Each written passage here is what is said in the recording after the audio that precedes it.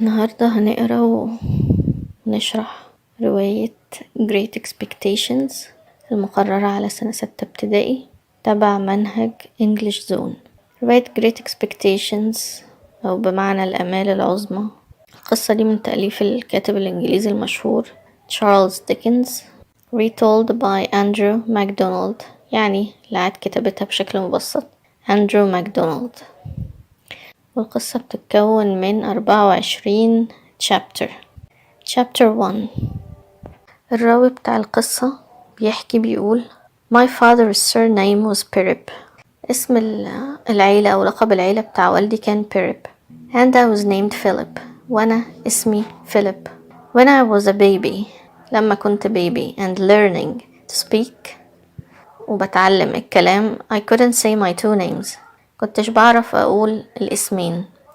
I could only say Pip. فما كنتش بعرف أقول غير Pip. So I'm called Pip. وعشان كده بينادوني Pip. My mother and father are both dead. والدي ووالدتي هما الاتنين ميتين. One Christmas Eve, في ليلة الكريسماس, I was visiting their graves in the village graveyard in the Marsh country.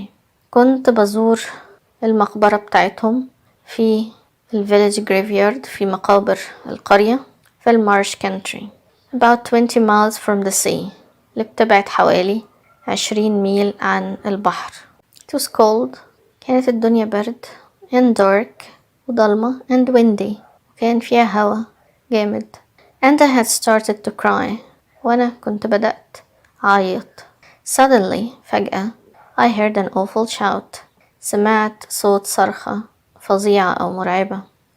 A man dressed in rags stepped out from behind a gravestone and gave me a terrible fright.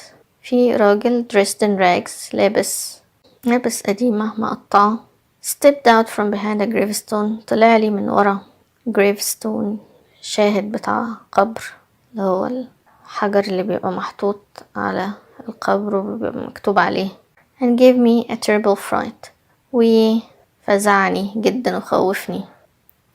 Keep still you little devil, he said as he grabbed me.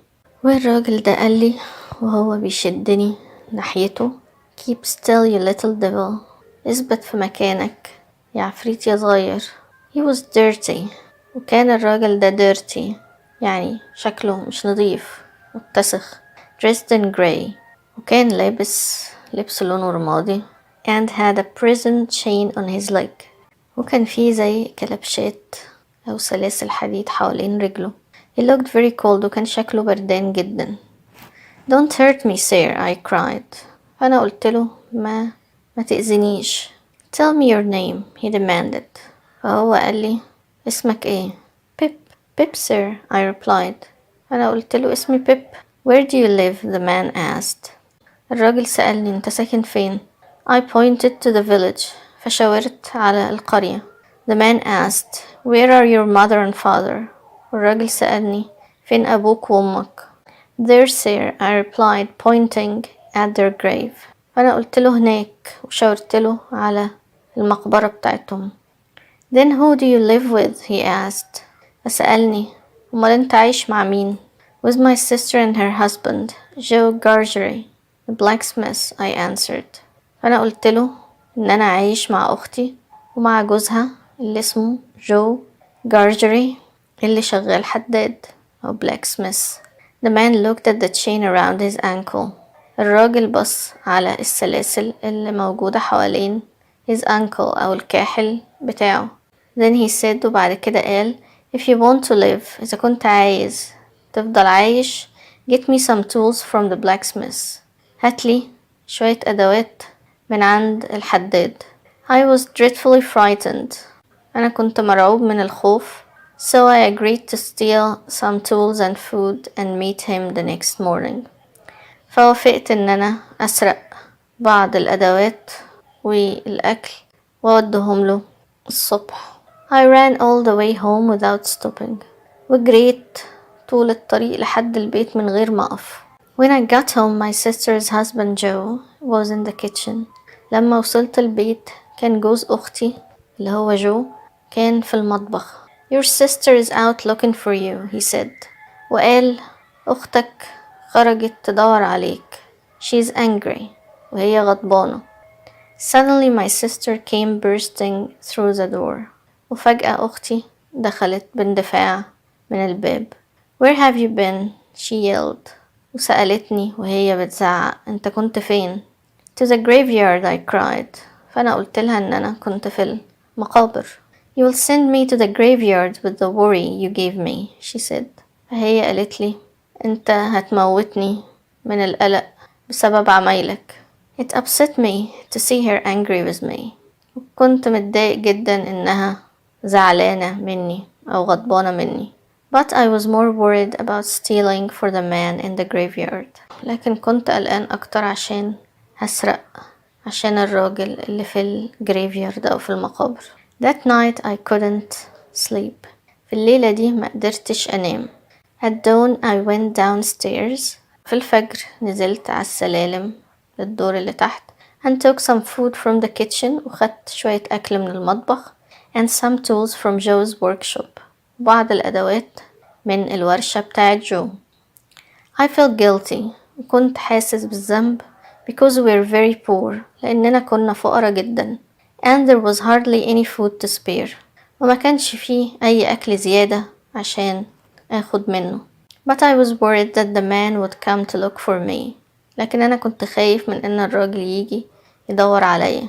If I didn't bring him what he had asked for. إذا ما جبتلوش الحاجة اللي هو طلبها. I ran to meet him in the marshes. وجريت عشان أقابله في المارشز. After some time وبعد شوية I found him. لقيته. He looked tired and hungry. كان شكله تعبان وجعان. I gave him the food and he ate greedily. اديته الأكل وهو كل بنهم شديد لأنه كان جعان جدا. Did you bring anybody here? He asked. وسألني هل جبت معاك حد هنا؟ No sir, I replied. فقلت له لأ. Do you like the food? عجبك الأكل؟ Yes my boy, thank you, he said. فقال لي عجبني الأكل وشكرني. He finished eating and cut his leg chain with Joe's tools. وبعد ما خلص أكل قطع السلاسل اللي حوالين رجله بالأدوات بتاعت جو. I worried that I had been gone from home too long, so I escaped into the marshes. كنت قلقان إن أنا غبت عن البيت لمدة طويلة فهربت للمارشز. المارشز دي اللي هي المستنقعات عبارة عن أرض بتبقى مبلولة وفيها أعشاب. Chapter 2 الفصل التاني. Christmas dinner was ready when I arrived home. كان العشاء بتاع الكريسماس جاهز لما وصلت البيت. I didn't enjoy the meal my sister had prepared. لكن أنا ما استمتعتش بالأكل اللي عملته أختي because I was worried about my crime. لأني كنت قلقان بسبب الجريمة اللي عملتها. At the end of dinner بعد ما خلصنا العشاء there was a knock on the door. كان في خبط على الباب. I opened it and found some policemen standing outside. فتحت الباب ولقيت البوليس واقف برا. I thought they must have come to arrest me. أنا افتكرت إنهم أكيد جايين عشان يقبضوا عليا. The adults stopped eating and stood up. The adults اللي هم الكبار يعني يقصد أخته وجوزها بطلوا أكل وقاموا. Excuse me ladies and gentlemen, the police sergeant said. السيرجنت بتاع البوليس قال لهم Excuse me ladies and gentlemen, I am chasing an escaped criminal. يعني بعد إذنكم أنا بطارد مجرم هربان and I need a blacksmith ومحتاج حداد. They told me in the village that I could find one here. وقالوا لي في القرية إن أنا ممكن ألاقي حداد هنا. Why do you need a blacksmith? My sister asked. فأختي سألته أنت ليه محتاج حداد؟ The sergeant explained. فالسيرجنت قال لها Our handcuffs need repairing. إن الهاندكافس بتاعتنا محتاجة تصليح اللي هي الكلبشات محتاجة تصليح. جو fixed the handcuffs.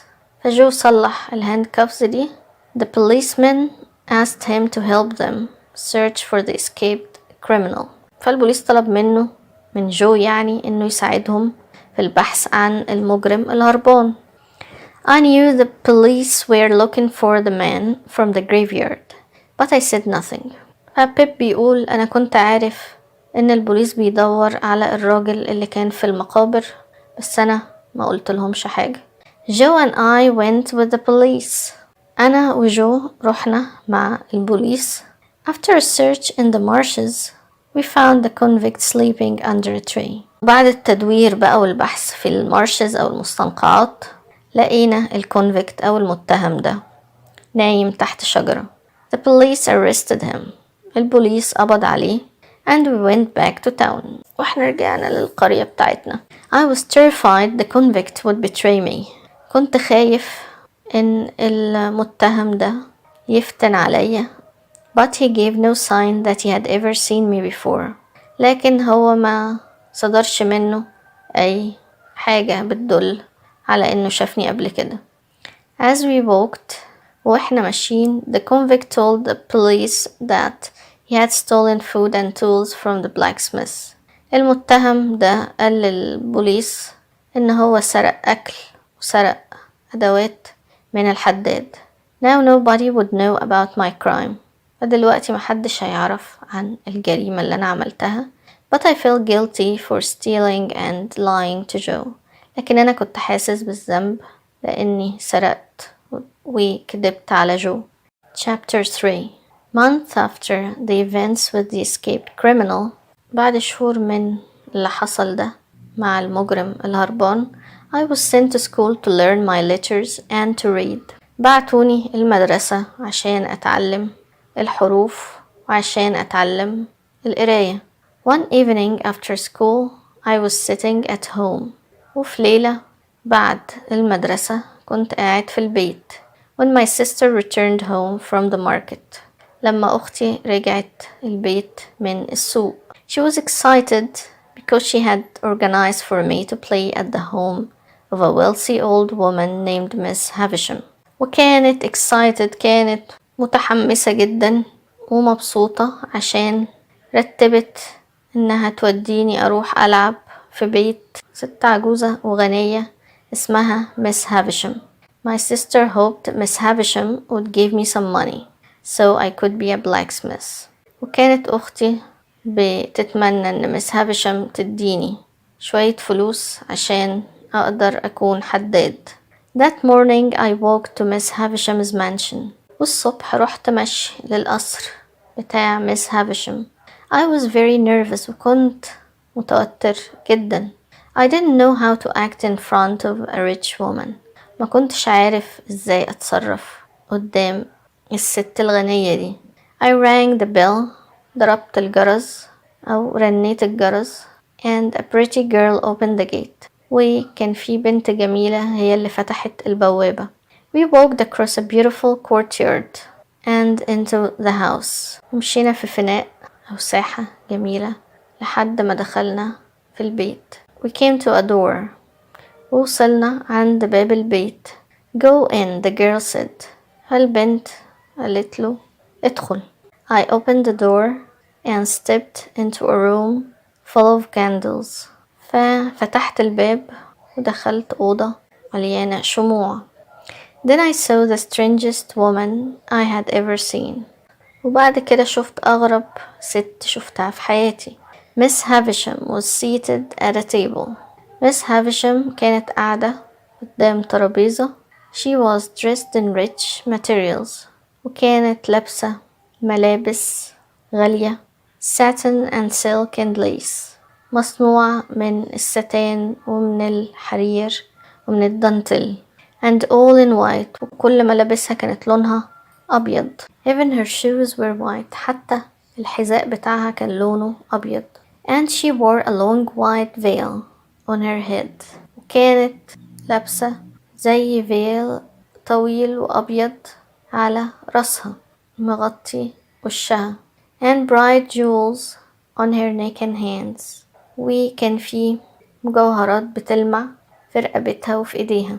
I could see she was dressed as a bride. فكنت شايف إنها كانت لابسة زي العروسة في ليلة الزفاف. As if she were a young woman on her wedding day. كأنها عروسة في يوم فرحها. But her clothing looked worn and old. كان واضح إن لبسها كان قديم ومتبهدل. Who is it? She called out. فقالت له أنت مين؟ Pip, I replied. فقلت Pip. The boy from the village. Come nearer, she said. أنت الولد اللي من القرية؟ قرب شوية. Miss Havisham قالت لبيب. I stepped towards the woman and noticed that her watch had stopped at 20 minutes to 9. بيب بيقول إن هو قرب ناحية مس هافيشم ولاحظ إن الساعة بتاعتها واقفة عند الساعة 9:15. There was an old crumbling wedding cake on the table. كان في تورتة زفاف قديمة ومتفتفتة محطوطة على الترابيزة. My heart is broken boy, she said. فقالت له my heart is broken يعني أنا قلبي مكسور. I need something to entertain me ومحتاجة حاجة تفرحني. I want to watch you play. فأنا عايزة أشوفك وأنت بتلعب. Call Stella. انده على Stella. That afternoon, Miss Havisham watched me play cards with the beautiful girl whose name was Stella. بيب بيحكي إن في اليوم ده بعد الظهر مس هافيشم كانت بتتفرج عليه وهو بيلعب كوتشينة مع البنت الجميلة اللي اسمها ستيلا اللي هي فتحت له البوابة. Stella taunted me as we played. بيقول إن ستيلا كانت بتسخر منه وهما بيلعبوا. She made me feel ashamed of my poor family. وخلتني أشعر بالخجل من أسرتي الفقيرة. I was pleased when it was time to go home. كنت مبسوط إن جه الوقت عشان أروح. When I got home I lied. لما روحت البيت كدبت. I said it had been fun because I knew that Miss Havisham's money was important to my sister. وقلت إن أنا استمتعت بوقتي لأني عارف إن فلوس Miss Havisham كانت مهمة بالنسبة لأختي. That night في الليلة دي I dreamt about Stella. أنا حلمت بإستيلا. She was mean. كانت مش طيبة معايا. But I wanted her to like me. لكن أنا كنت عايزها تحبني. Chapter 4. الفصل الرابع. On my way home from school the next afternoon. بيب بيحكي بيقول إنه في تاني يوم بعد الظهر وهو مروح من المدرسة للبيت I stopped at the public house to collect Joe. وقفت عند الحانة اللي قاعد فيها جو عشان نروح سوا. Joe was sitting with a mysterious man at the bar. فجو كان قاعد مع راجل غامض عند البار. The man bought a drink for Joe. والراجل ده اشترى a drink أو مشروب لجو and himself ولنفسه and gave me a coin wrapped in paper. واداني عملة معدنية يعني ملفوفة في ورق. I suddenly noticed something strange. وفجأة لاحظت حاجة غريبة. I saw that the stranger stirred his drink with one of the tools I had stolen for the criminal in the graveyard. اكتشفت ان الراجل الغريب دوت كان بيقلب المشروب بتاعه بواحد ده من الأدوات اللي أنا كنت سرقتها عشان المجرم اللي كان في الجريفيارد أو اللي كان في المقابر. I was reminded of my crime and I felt guilty. وده خلاني افتكرت الجريمة بتاعتي وحسيت بالذنب. When we arrived home لما وصلنا البيت I noticed that the paper wrapped around the coin was really a 1-pound note. لاحظت ان الورقة اللي كانت ملفوفة حوالين الكوين أو العملة المعدنية دي كانت عبارة عن جنيه ورق. I was shocked that a stranger had given me so much money. وكنت مندهش جدا إن الراجل غريب اداني كل الفلوس دي. I next returned to Miss Havisham's on her birthday. بعد كده رجعت لبيت أو قصر مس هافيشم في عيد ميلادها. I was taken to a room full of guests. وخدوني على أوضة مليانة بالضيوف. I noticed that the clock on the wall had also stopped at 20 minutes to 9. ولاحظت برضو إن في الأوضة دي كانت الساعة واقفة عند 9:15. When the guests left, لما الضيوف مشيوا, Miss Havisham watched me play cards with Stella. مس هافشم اتفرجت عليا وأنا بلعب كوتشينة أو كاردز مع ستيلا. Stella was very mean to me. Stella كانت very mean، كانت يعني وحشة جدا معايا. And she slapped my face for no reason. وضربتني بالقلم من غير سبب.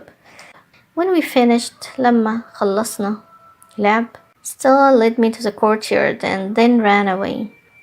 Stella خدتني للcourtyard وبعد كده جريت. I didn't know what to do. كنتش عارف أعمل إيه. So I walked around the garden. فقعدت أتمشى حوالين الجنينة. Suddenly I was attacked by a young boy. فجأة جه ولد صغير وهاجمني. I knocked him to the ground. فأنا ضربته وقعته على الأرض. And he ran away.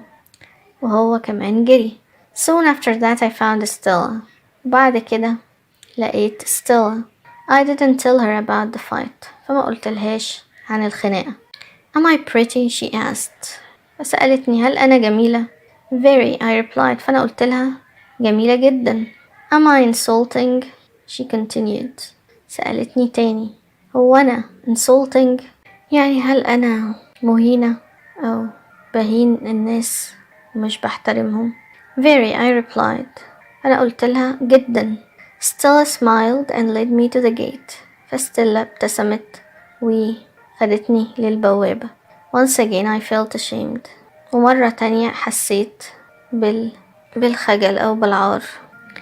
When I next visited Miss Havisham, I thought I would be in trouble for fighting the boy.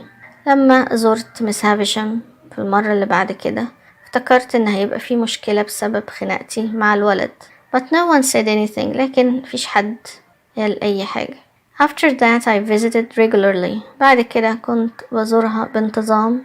And I used to push Miss Havisham around in a wheelchair. كنت بزق Miss Havisham بالكرسي المتحرك. She was always dressed in her wedding dress. وكانت دايما لابسة wedding dress أو فستان الفرح بتاعها. We often spoke about my future. وكنا دايما بنتكلم عن مستقبلي. I hoped she would give me some money. وكنت بتمنى إنها تديني شوية فلوس. Sometimes Stella would walk with us. أحيانا كانت ستيلا بتمشي معانا. And I sometimes heard her complaining about having to play with me. وأحيانا كنت بسمعها وهي بتشتكي إنها مضطرة إنها تلعب معايا. I was so busy dreaming of money that I often didn't pay attention to things I heard. بيب بيقول إن هو كان مشغول جدا بأحلامه بالفلوس أو بامتلاك الفلوس لدرجة إن هو ما كانش بيهتم بالحاجات اللي بيسمعها. But one day I thought I overheard Miss Havisham whisper in Stella's ear, "Well, you can break his heart." لكن في يوم اعتقدت ان انا سمعت مس هافشام وهي بتهمس في ودن ستيلا وبتقول لها انتي ممكن تكسري قلبه. I was told to bring Joe on my next visit. وقالوا لي ان انا لازم اجيب معايا جو في اليوم في الزيارة اللي بعد كده. Although I loved Joe and he was very good to me. ورغم اني كنت بحب جو وان هو كان بيعملني كويس جدا. I was embarrassed to bring him to Miss Havisham's because he was so poor. لكن أنا كنت محرج إن أنا أجيبه في بيت Miss Havisham لأنه كان فقير جدا. When we arrived لما وصلنا Joe was so nervous that he could hardly speak. جو كان متوتر جدا لدرجة إن هو ما كانش عارف يتكلم. Stella laughed at us. Stella ضحكت علينا. But Miss Havisham gave him 25 pounds. لكن مس هافشام ادتله 25 جنيه أو pounds so that he could pay for me to become a blacksmith. عشان يدفعلي عشان أتعلم إن أبقى حداد. When we returned home لما رجعنا البيت جو decided that we should celebrate our luck. جو قرر إن احنا نحتفل بحظنا السعيد. We went to an inn. فرحنا inn يعني حانة أو فندق صغير. But I was sad. لكن أنا كنت حزين. I didn't want to be a blacksmith لأني ما كنتش عايز أبقى حداد. I wanted to be a wealthy gentleman. so Stella would stop looking down on me and like me. كنت عايزة أبقى جنتلمان غني عشان ستيلا تبطل تتعالى عليا وتحبني. Chapter 5 الفصل الخامس. I began to work with Joe. بدأت أشتغل مع جو. I was unhappy. مكنتش سعيد. But I loved Joe, so I said nothing. لكن أنا كنت بحب جو فما قلتش حاجة. As I worked وأنا بشتغل I dreamed of visiting Stella. كنت بحلم بزيارة Stella. One day I spoke to Joe. وفي يوم كلمت جو وقلت له Joe, can I have a day off to visit Miss Havisham? هل ممكن أخد أجازة يوم وأروح أزور Miss Havisham? That's a nice idea, Pip. But poor people don't belong in that house, he replied. قال لي دي فكرة كويسة يا بيب، لكن الفقراء اللي زي حالتنا ما بينتموش للبيت ده، أو البيت ده مش مكانهم. He replied. A man named Orlick also worked in Joe's workshop. في راجل اسمه أورليك كان برضو شغال في ورشة جو. He was a very nasty man. كان راجل رزل جدا. One day he had an argument with my sister because she wouldn't let him have a holiday. في يوم اتخانق مع أختي لأنها ما كانتش عايزة ياخد أجازة. You are a horrible woman, Orlick said to my sister. أورليك قال لأختي أنت horrible woman، يعني أنت ست فظيعة. Suddenly Joe knocked him to the floor. فجأة راح جو ضرب وقعه على الأرض. Orlick was angry so he left the workshop. فأورليك غضب جدا وساب الشغل في الورشة. That evening I disobeyed Joe and visited Miss Havisham. في الليلة دي أنا خالفت جو ورحت زرت Miss Havisham. A woman who wasn't still opened the gate and took me to Miss Havisham. وكان في واحدة تانية غير ستيلا هي اللي فتحت البوابة وخدتني أقابل مس هافشم. Are you looking for Stella? Miss Havisham asked. Miss Havisham سألت لي أنت بتدور على ستيلا؟ No, I lied. I have come to visit you. فقلت لها أنا عارف إني بكذب، لأ أنا جاي عشان أزورك. Stella has gone away for her education. Are you sad? She said cruelly. فقالت له بقسوة ستيلا مشيت عشان الدراسة بتاعتها، انت زعلان؟ As I left Miss Havisham laughed at me. وانا ماشي Miss Havisham ضحكت عليا. She sounded like a witch. كانت عاملة زي الساحرة الشريرة. As I walked home وانا مروح البيت I saw Orlick in the shadows. شفت أورليك في الظل. I arrived home to find that somebody had attacked my sister with a heavy blow to the back of the head. ولما وصلت البيت اكتشفت ان في حد هاجم اختي وضربها ضربة جامدة على راسها من ورا. Joe arrived at the same time. جو وصل في نفس الوقت. And we called for help. وطلبنا المساعدة. My sister was very confused after her terrible injury, so she couldn't say who had hurt her. وأختي كانت مضطربة جدا ومشوشة بعد الإصابة الجامدة دي، فما قدرتش تعرف مين اللي ضربها. I suspected Orlick. وأنا كنت شاكك في Orlick. After the attack بعد الهجوم ده I continued to work with Joe. استمريت في العمل مع جو. Biddy, a girl from the village, came to look after my sister. وكان في بنت من القرية اسمها بيدي جت عشان تاخد بالها من أختي. She wasn't beautiful like Stella. ما كانتش جميلة زي Stella, but she was pleasant and sweet-tempered. لكن كانت جذابة ولطيفة. She had very pretty eyes. وكانت عينيها جميلة جدا. That reflected the good person that she was inside. وكان باين في عينيها قد ايه هي إنسانة كويسة من جواها. Sometimes في بعض الأحيان Biddy and I went for walks. كنا بنروح أنا وبيدي نتمشى on Sunday afternoons في يوم الحد بعد الظهر when Joe could look after my sister. لما كان جو بيبقى فاضي عشان يخلي باله من أخته. And I was able to talk to her about Stella and Miss Havisham. وكنت بكلمها عن Stella و Miss Havisham. I returned to visit Miss Havisham on my birthday. رجعت تاني أزور Miss Havisham في يوم عيد ميلادي. Stella was still away and Miss Havisham was cruel again. كانت ستيلا لسه مش موجودة ومس هافشام كانت برضو قاسية كالعادة. She gave me £1 for my birthday and sent me home. ودتني جنيه عشان عيد ميلادي وروحتني البيت. Betty was in the kitchen when I arrived home. Betty كانت في المطبخ لما روحت البيت. I told her where I had been. وقلت لها أنا كنت فين. She looked surprised and said. فكانت مندهشة وقالت لي You should stop chasing Stella. انت لازم تبطل تطارد ستيلا. She will break your heart لأنها هتكسر قلبك.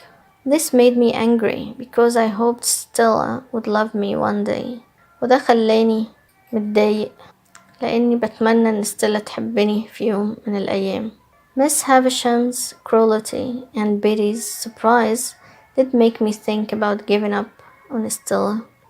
كانت قسوة مس هافشام ودهشة بيدي خلتني أفكر إن أنا أتخلى عن ستيلا.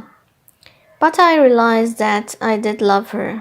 لكن اكتشفت إن أنا فعلا بحبها and I wanted her to be mine even more. كنت عايزها تبقى بتاعتي أكتر وأكتر. I knew that I was poor now. كنت عارف إن أنا فقير دلوقتي. But I expected that one day I would make something of myself. لكن كنت متوقع إن أنا في يوم من الأيام هعمل حاجة من نفسي. It wasn't my destiny to be a blacksmith. ما كانش قدري إن أنا أكون blacksmith أو حداد. Chapter 6 الفصل السادس. I had been working for Joe for 4 years.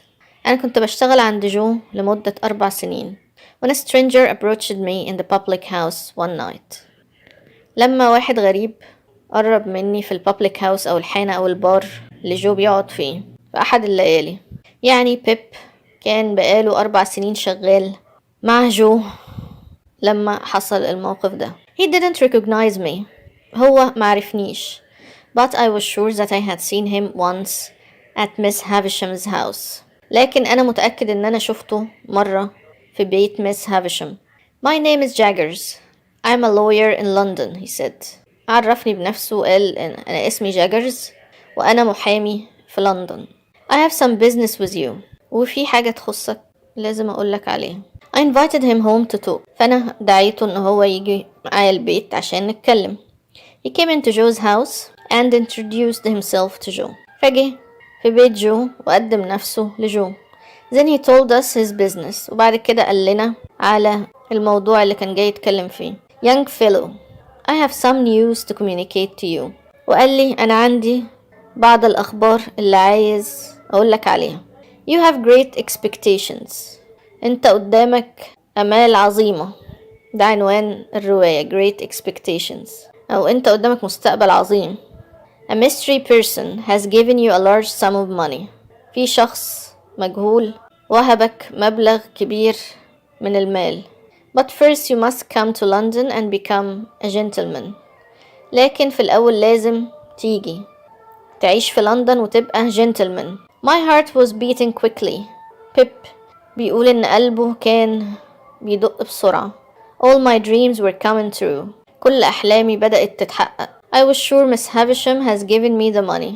وكنت متأكد إن Miss Havisham هي اللي ادتني الفلوس دي.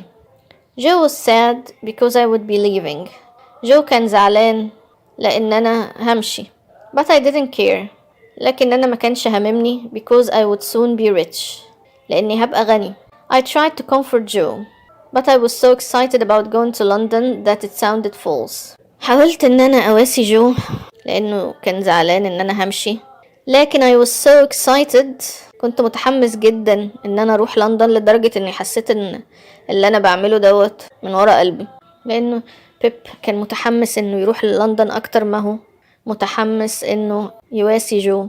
Before I left I visited Miss Havisham. وقبل ما أروح لندن زرت Miss Havisham. So Pip, you leave tomorrow, Miss Havisham asked. فمس هافشام سألته وقالت له أنت خلاص هتمشي بكرة؟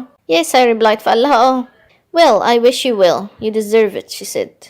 فقالت له تمام أنا بتمنى لك انك تتوفق في حياتك وكده لانك تستحق ده. I kissed her hand and left the house. فبيب بيقول انا بوست ايديها وبعد كده مشيت من البيت. جو and Biddy cried as I left. جو وبيدي كانوا بيعيطوا وهم بيودعوا بيب. I tried not to care that I was going. وبيب بيقول انه حاول انه هو يعمل نفسه يعني مش فارق معاه وهو رايح لندن. But a few times during the trip to London I thought about getting off the coach and returning home. لكن كذا مرة خلال رحلتي للندن فكرت ان انا انزل من العربية وارجع للبيت. Big strong Joe was a wonderful and kind man. جو الضخم والقوي كان شخص رائع وطيب. He had raised me as a son ورباني كأن ابنه. And he was also a great friend to me. وكان كمان صديق رائع ليا. And I was grateful for that. وأنا كنت ممتن جدا لده. Part of me thought that I should return and assist Joe in the workshop and Biddy was my sister. جزء مني كان عايز إن أرجع وأساعد جو في الورشة وأساعد بيدي في رعاية أختي. I hated being poor. لكن أنا كنت بكره إني فقير.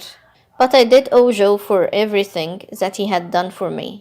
لكن أنا مدين لجو بكل الحاجات اللي هو عملها عشاني.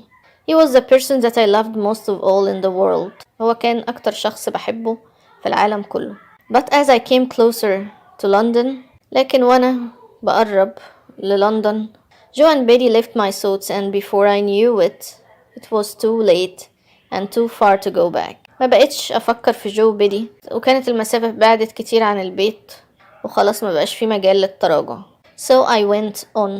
فكملت الرحلة. The world lay spread before me. الوقت العالم كله قدامي. I was going to be rich. كنت هبقى غني and I was going to be gentleman. دلوقتي هبقى غني وهبقى gentleman. This is the end of the first part of Pippi's expectations. وبكده ده يبقى نهاية الجزء الأول من توقعات بيب أو من أمال بيب.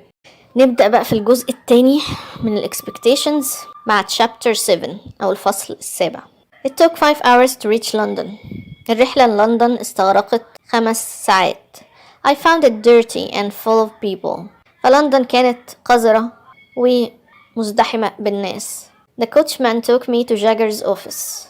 الكوتشمان أو سواق العربية خدني للمكتب بتاع جاجرز. You will be staying at Barnard's Inn with a man named Mr. Matthew Pocket, Jaggers said as he wrote down the directions. جاجرز قال لي وهو بيكتب العنوان إن أنا هعيش في بارناردز إن أو فندق اسمه بارنارد مع راجل اسمه مستر ماثيو بوكيت. I walked to the inn. فتمشيت لحد الفندق.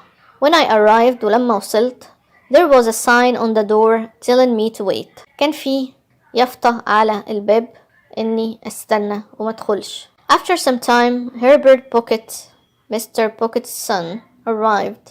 وبعد شوية هربرت بوكيت اللي هو ابن مستر بوكيت وصل. I'm very sorry. I thought you would be coming later, he said. وقال لي إن أنا متأسف جدا. أنا افتكرت إن أنت هتيجي متأخر عن كده. Herbert led me into the house. هربرت دخلني البيت. Suddenly we recognized each other. وفجأة عرفنا بعض. Herbert was the boy who had attacked me in Miss Havisham's garden. وأتاري هربرت ده كان هو الولد اللي هاجمني واتخانق معايا في جنينة بيت مس هافشام. We both laughed. واحنا الاتنين ضحكنا. I hope you can forgive me, he chuckled. فهربرت قال لي هو بيضحك بينه وبين نفسه أتمنى إن أنت تسامحني. We sat down to dinner. فقعدنا نتعشى. When we finished laughing over that strange incident. لما بطلنا ضحك على الحادثة الغريبة دي. Over the meal we talked about Miss Havisham. واحنا بنتعشى اتكلمنا عن Miss Havisham. Herbert told me that many years before. وهربرت قال لي إن من سنين طويلة Miss Havisham was going to marry a man from a poor family whom she loved very much. Miss Havisham كانت هتتجوز راجل من عيلة فقيرة كانت بتحبه جدا. On the day of the wedding, the man didn't appear. وفي يوم الفرح الراجل ما جاش. He only sent a note. وبعت مجرد note أو يعني رسالة صغيرة which Miss Havisham received at 20 minutes to 9. استلمتها مس هافشم الساعة 9:15 بالظبط. لو نفتكر لما كان بيب بيروح عند مس هافشم لاحظ ان كل الساعات بتاعة البيت واقفة على نفس الوقت ده 9:15. Her heart was broken. قلبها اتكسر and that's why she always wears her wedding dress. وعشان كده هي دايما لابسة wedding dress أو فستان الفرح and had all of the clocks stopped. وقفت كل الكلوكس أو كل الساعات على الوقت ده. Many years later بعد كده بسنين طويلة Miss Havisham adopted Stella. Miss Havisham اتبنت Stella and she brought her up to take revenge on all men. وربتها على إنها تنتقم من كل الرجال because she had been so badly treated by her fiancé. لأنها اتعاملت وحش من خطيبها. Herbert didn't know who Stella's real parents were. وهربرت بيقول إن هو ما يعرفش مين الأب والأم الحقيقيين بتوع ستيلا. What Herbert told me explained a lot about Miss Havisham. بيب بيقول بقى إن كل اللي حكاهوله هربرت ده وضح له حاجات كتير عن مس هافشم ما كانش فاهمها. I knew from the first moment I saw her that she was a strange woman. بيب برضو بيتكلم. أنا كنت عارف من أول لحظة شفتها فيها إن هي كانت ست غريبة. But now I knew why. لكن دلوقتي عرفت إيه السبب. I was shocked to hear that Stella had been trained to break my heart. واتصدمت لما عرفت إن ستيلا كانت بتتدرب على كسر قلبي. But it didn't affect the way I felt about her. لكن ده ما أثرش في شعوري ناحيتها. I was still in love وكنت لسه بحبها. I liked Herbert and we became friends. بقيت معجب بهربرت وبقينا أصدقاء. He had a very pleasant way of behaving and was easy to get along with. لأنه كان شخص لطيف وأسلوبه في المعاملة كويس والتعامل معاه كان مريح. His face was very pale and it wasn't handsome. بيتكلم عن ملامح هربرت بيقول إنه وشه كان شاحب جدا very pale and it wasn't handsome وما كانش وسيم but it was better than handsome. لكن كان أفضل من وسيم because it was cheerful and friendly. لأنه كان مرح ودود. I lived with him at the inn. عشت معاه في الإن أو الفندق and he agreed to help me learn about various matters so that I could become a gentleman. وهو وافق إنه يساعدني أتعلم عن حاجات كتير عشان أقدر أبقى gentleman. An aggressive, snobbish bully named Bentley Drummel had also come to London to study with Mr. Pocket. كان في شخص عدواني ومتعالي ومتنمر اسمه بنتلي درامل. هو كمان كان جاي لندن عشان يدرس مع مستر بوكيت. I didn't like him at all. ما كانش عاجبني بالمرة. During our time in London, we went to dinner at Jagger's house. ووقت ما كنت في لندن رحنا نتعشى في بيت جاجرز. During the meal I noticed that the maid Molly reminded me of somebody. وإحنا بنتعشى لاحظت إن الخادمة مولي بتفكرني بحد. But I couldn't think of who it was. لكن ما كنتش قادر أفتكر هو مين. As the time passed, بمرور الوقت, I settled down and applied myself to my education. استقريت وبدأت أركز في التعليم بتاعي. I was learning how to become more of a gentleman. كنت بتعلم إزاي أبقى gentleman. My first impression of Drummel hadn't changed. انطباعي الأول أو فكرتي الأولانية عن درامل ده ما اتغيرتش. And I found I liked him less and less. ولقيت نفسي ما بحبوش أكتر وأكتر مع الوقت.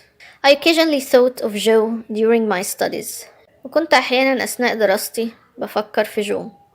I wondered how he was managing now that I had left the workshop. وبفكر هو يا ترى عامل ايه دلوقتي في الشغل بعد ما أنا سبت الورشة.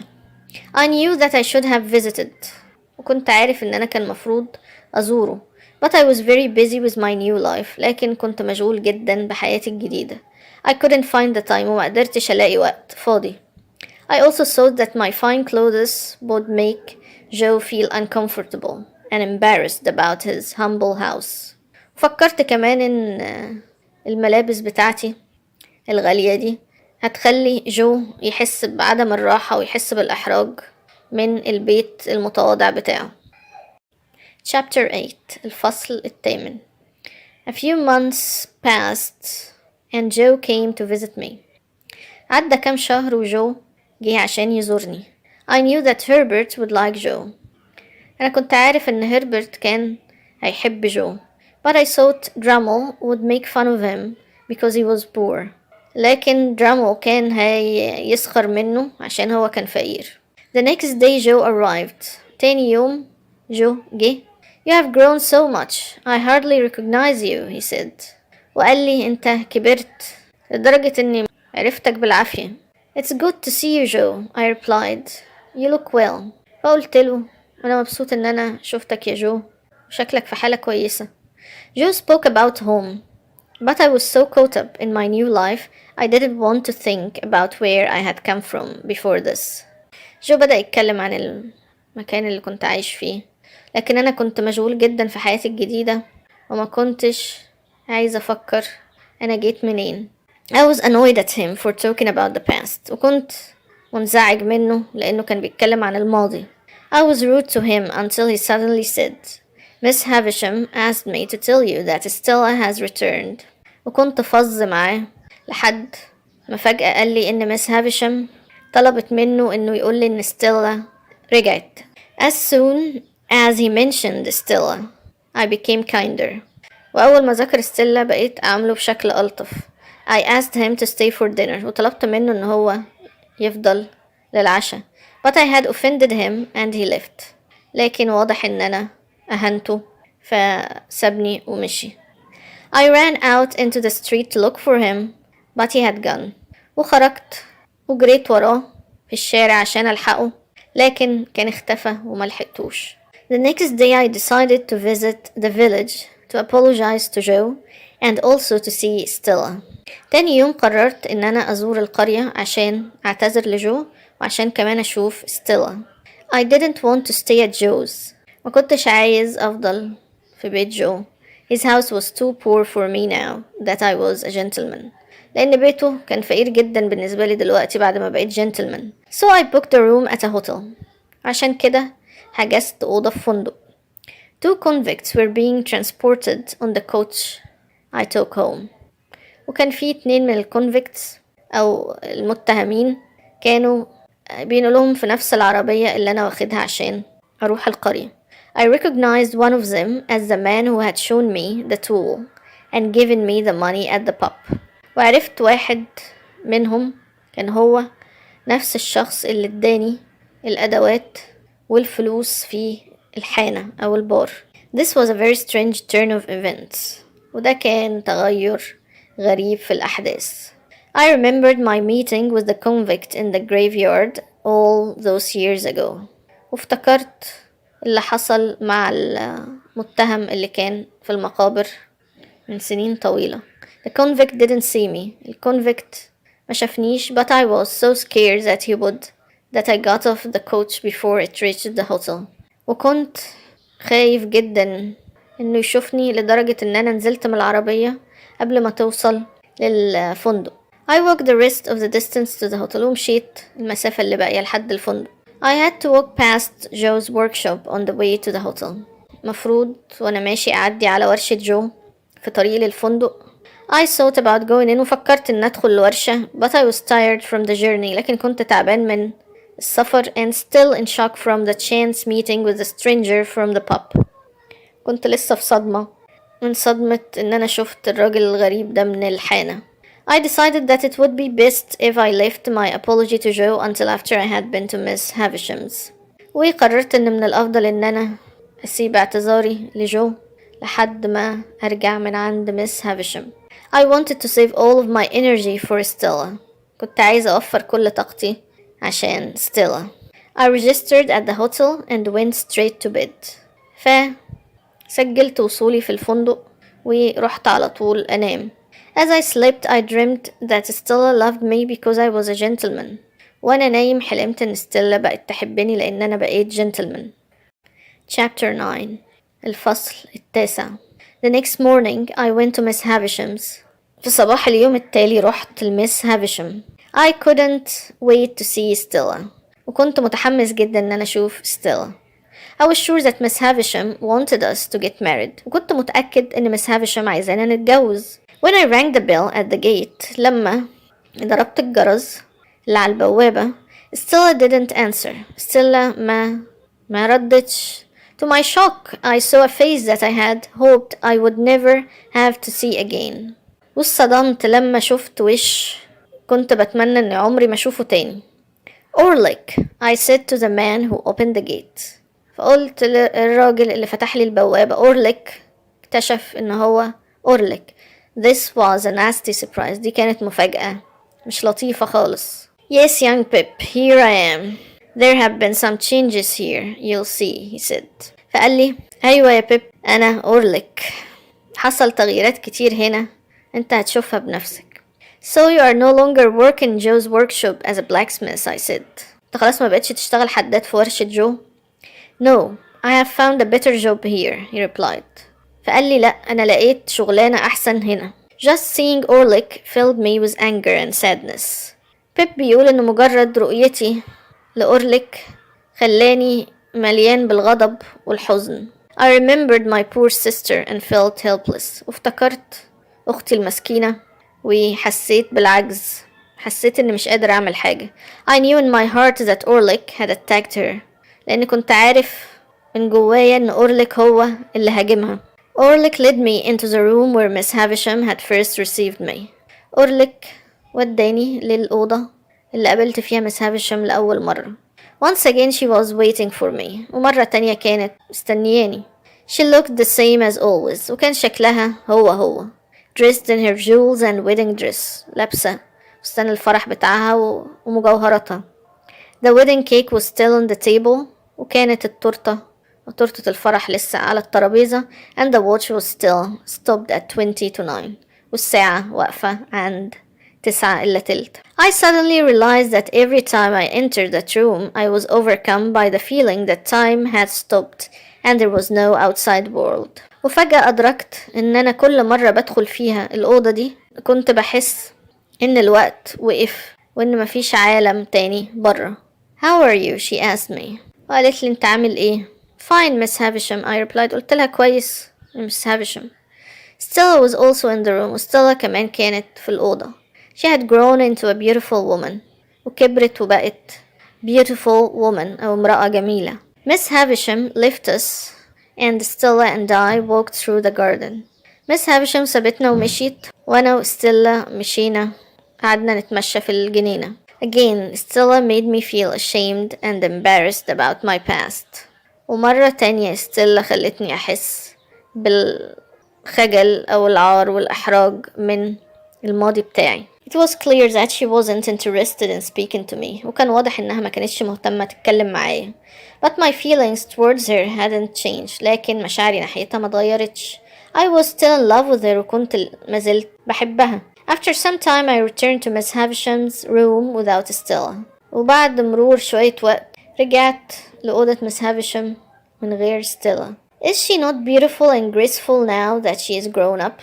Do you admire her? Miss Havisham asked. Miss Havisham سألتني عن ستيلا وقالت لي مش بقت أجمل دلوقتي بعد ما كبرت؟ هي مش عاجباك؟ Before I had time to reply قبل ما أرد Miss Havisham continued. Miss Havisham كملت كلامها وقالت لي love her, love her, love her, she cried. وكررت له 3 مرات وقالت له حبها 3 مرات. Hear me Pip, اسمعني يا بيب. I adopted her to be loved. Love her. أنا اتبنيتها عشان تتحب فأنت حبها. Then she fainted وبعد كده أغمى عليها. I was shocked and confused by this outburst. كنت مصدوم ومحتار من الموقف اللي حصل ده. But our meeting was interrupted by Jaggers who had also come to visit. لكن مقابلتنا قطعها جاجرز اللي هو كمان كان جاي يزور مس هافشام. Chapter 10. Jaggers was staying at the same hotel as me, so I had the opportunity to tell him about Orlick. جاجرز كان قاعد في نفس الفندق اللي أنا كنت قاعد فيه فكان عندي فرصة إن أنا أحكي له عن أورليك. I mentioned how he fought with Joe and how we always believed that he had attacked my sister.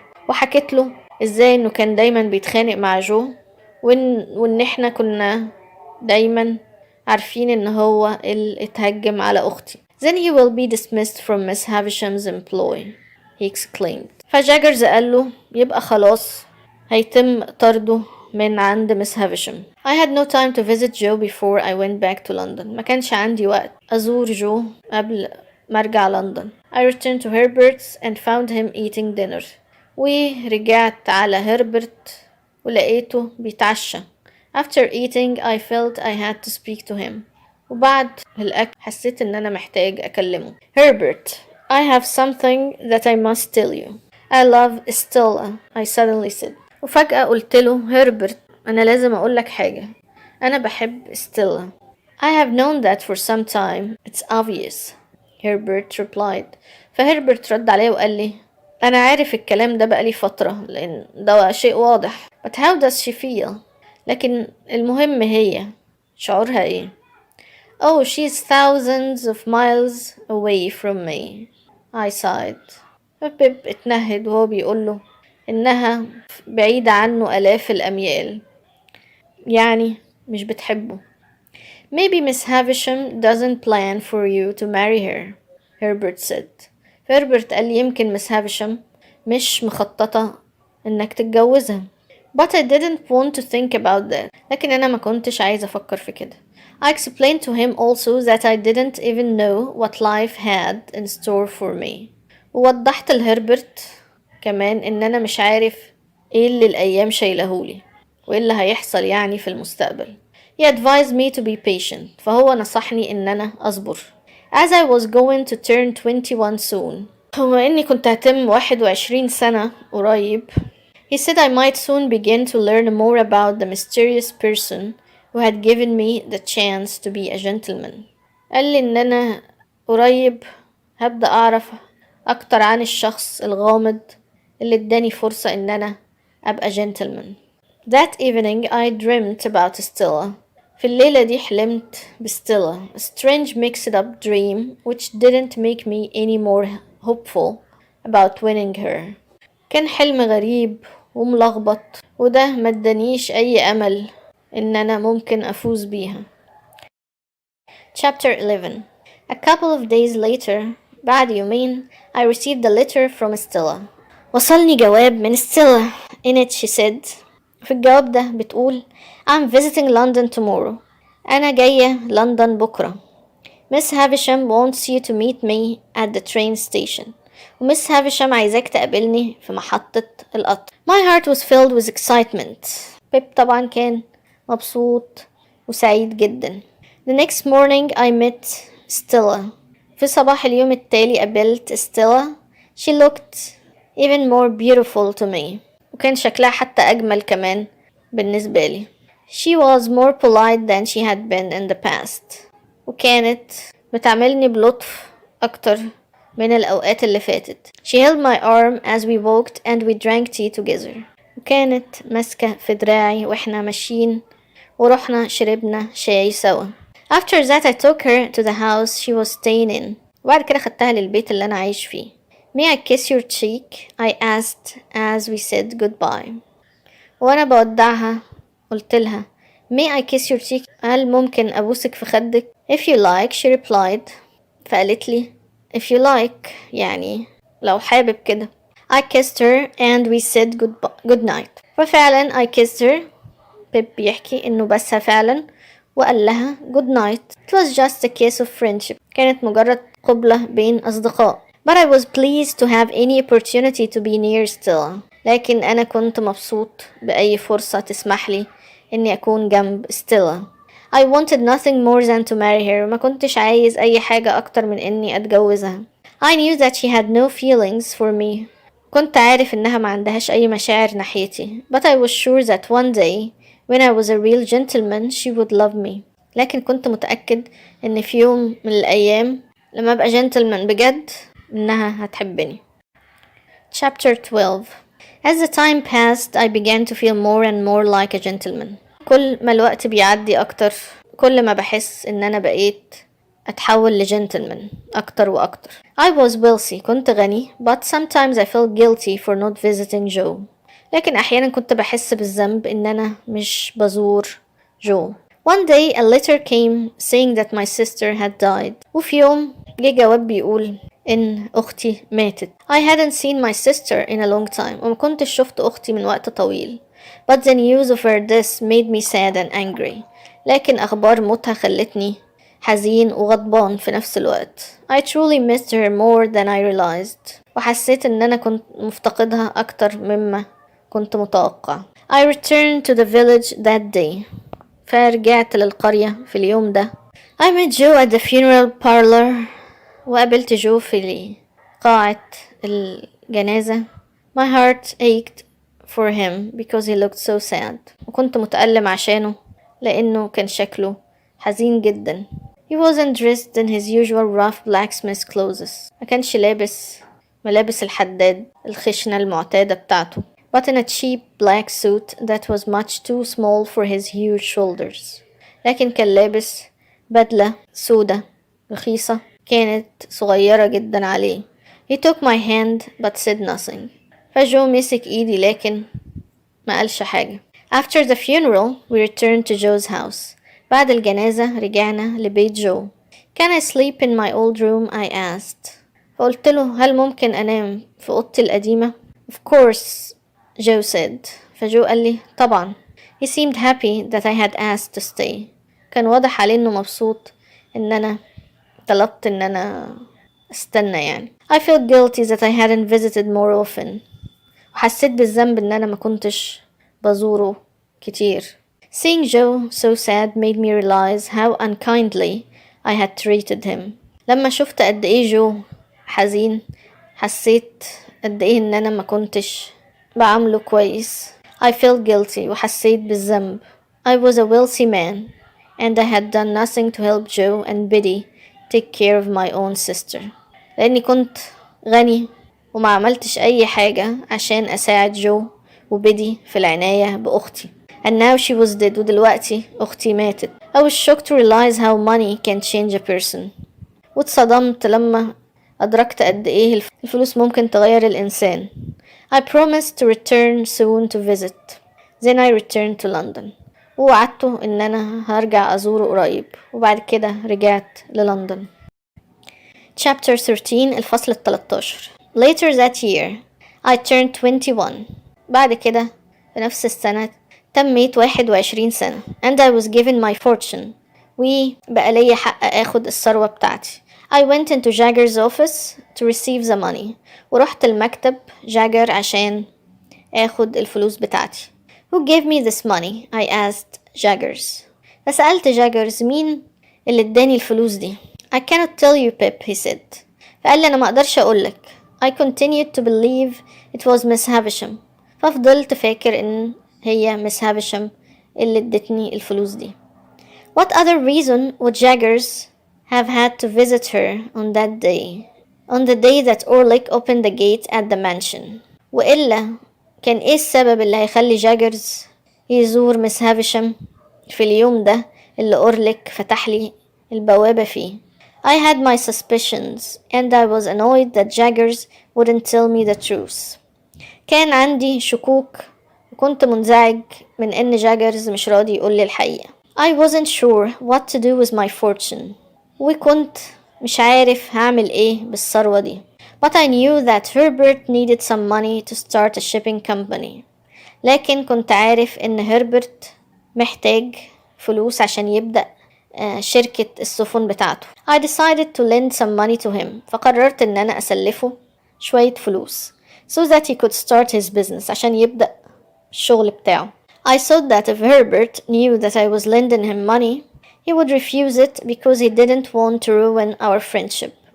وفكرت إن لو هربرت عرف إن أنا عايزة أسلفه فلوس فهو هيرفض ياخدها عشان دوت ما يفسدش الصداقة بتاعتنا. I asked Jaggers to organize to give the money to Herbert in secret. فطلبت من جاجر إن هو يدي لهربرت الفلوس في السر من غير ما يعرفه إن بيب هو اللي مسلفها له. He wasn't to know under any circumstances that I was the lender. وإنه تحت أي ظروف مش هيعرف إن أنا اللي سلفته. Once Herbert received the money, both he and I would be in the same situation. وأول ما هربرت هيستلم الفلوس دي هنبقى أنا وهو في نفس الوضع. Neither of us would know where our fortunes came from.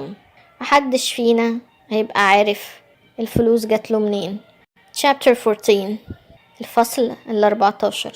After my birthday, بعد عيد ميلادي, Stella spent more time in London. Stella قضت بعض الوقت في لندن. I visited her often وكنت بزورها باستمرار. But she was always cold towards me. لكن كانت دايما باردة من ناحيتي. One night while we were having dinner, she said. وفي ليلة كنا بنتناول العشاء فقالت When will you learn, Pip? هتتعلم امتى يا Pip? Learn what, I asked. فقلت لها اتعلم ايه؟ If you don't know, then you are blind, she replied. فقالت لي إذا ما كنتش عارف يبقى أنت أعمى. I was confused. فأنا كنت مضطرب. I wondered again if Stella would ever be mine. وقعدت أسأل نفسي إذا كانت Stella فعلا هتبقى من نصيبي في يوم من الأيام. The next day we went to visit Miss Havisham. وفي اليوم التالي رحنا نزور Miss Havisham. When we arrived at the mansion, لما وصلنا القصر, Stella began to argue with her. Stella بدأت تجادل معاها. You are tired of me, aren't you? Miss Havisham said. فمس هافشام قالت لها أنتي خلاص زهقتي مني مش كده؟ Yes, a little bit, Stella replied. Stella قالت لها شوية. You cold-hearted girl. Look at what I have done for you, Miss Havisham shouted. Miss Havisham زعقت بقى فيها وقالت لها أنتي بنت نكرة للجميل وقلبك قاسي ونسيتي أنا عملت عشانك إيه. I am what I am because you have made me like that. فستيلا قالت لها أنا بالشكل ده لأن أنتي اللي خلتيني بالشكل ده. You want me to be cruel. أنتي كنتي عايزاني أبقى cruel يعني قاسية.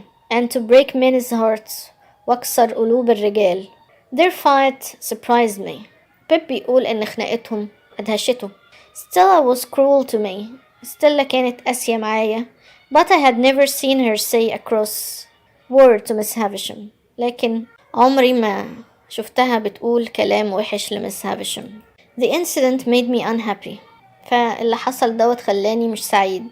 Especially as Miss Havisham looked sad and quite upset. خصوصا Miss Havisham كانت متضايقة وحزينة. I went to bed but couldn't stop thinking about Miss Havisham and her sad life.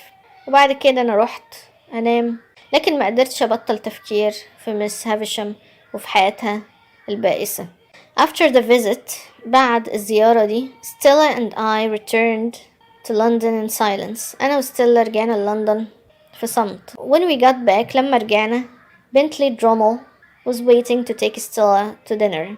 Bentley Drummle كان مستني ستيلا عشان يعزمها على العشاء. I was very sad. كنت حزين جدا. I couldn't believe she would like such a terrible person. وما كنتش مصدق إنها ممكن تحب شخص فظيع زي ده.